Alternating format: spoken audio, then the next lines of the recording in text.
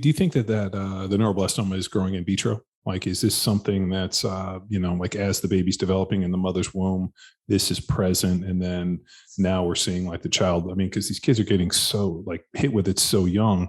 I'm like, does it have enough time to create and grow, or is it something that's happening earlier on in vitro?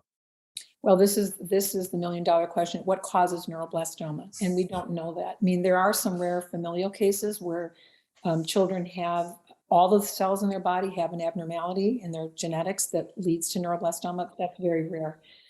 We do see neuroblastoma diagnosed before birth, especially now that many moms are having ultrasounds. They'll find a mass, and generally those children do extremely well. They generally have the non-high risk disease. Many of them can just be watched and the tumor goes away. And we have a very non-invasive test to help diagnose neuroblastoma. You take a urine sample and you measure these chemicals that this tumor makes in high levels. And so you can say if that level is elevated in the urine, you can say this child has neuroblastoma. So there have been 2 screening studies done.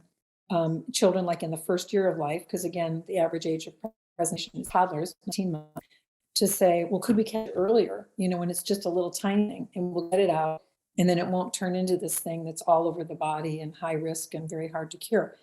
But what was found out is that the children that were diagnosed with those early screenings were all in the non-high risk group.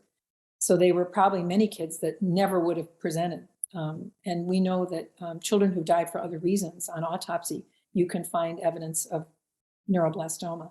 So there is this very young children that spontaneously it resolves. And we don't totally understand that, but we don't think those children become the high-risk kids. It's a separate set of events that probably leads to those 2 different scenarios. Well, I guess, we only have 2 options. It's either genetic or it's environmental. So, it's kind of, and I'm sure like you said, it's like the $1 million question.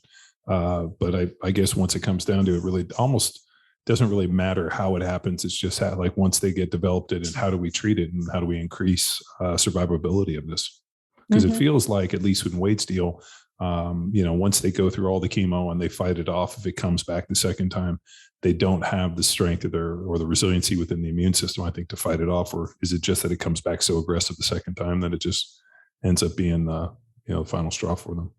Well, that too has changed. I think that we have gotten better, number one, in terms of getting them through the first line of therapy for the high-risk kids, which is about 18 months, and it's very aggressive and intensive. But we've learned to manage that with good supportive care, so the child is able to tolerate more therapy if the tumor comes back. I can tell you in the 80s, when I started treating neuroblastoma, if a child had recurrent tumor, their average lifespan from there would be probably no more than 9 months, and many of them died within months. Now we have children with recurrent tumors who are living years. And again, I think this is because we have new therapies that have different mechanisms than what they got originally, and they're not as toxic to the whole body, so they can be tolerated. And in terms of the immune system, it absolutely still does function in kids who have tumors that recur. And then we're also using drugs that enhance the number of immune cells. And we're actually even giving back some immune cells to the children, these cells called natural killer cells, where we're taking a blood sample from the patient and taking that to a laboratory and increasing the number of these cells in that sample, and then giving it back to the child to help them.